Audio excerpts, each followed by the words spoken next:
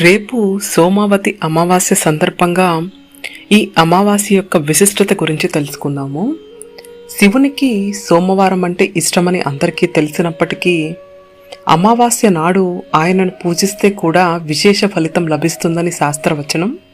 ఇక ఆ సోమవారం అమావాస్య కలిసి వస్తే ఆ రోజునే సోమావతి అమావాస్యగా, ఈ రోజున శివారాధనకు ఇది ఒక విశిష్టమైన రోజు అని, ఈ రోజు వెనక ఉన్న కథ ఏమిటి అనే విషయం గురించి తెలుసుకుందాము.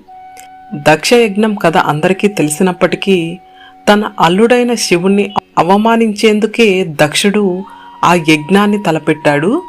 అక్కడ తనకి చోటు లేదని శివుడు వాదిస్తున్నా వినకుండా శివుని భార్య సతీదేవి ఆ యజ్ఞానికి వెళ్ళింది.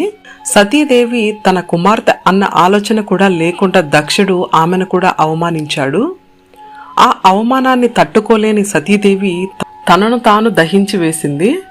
సతీదేవి మరణం గురించి విన్న శివుడు ఆగ్రహుడై ప్రళయకాలుడై తన వెంట్రుకలతో వీరభద్రుణ్ణి సృష్టించాడు.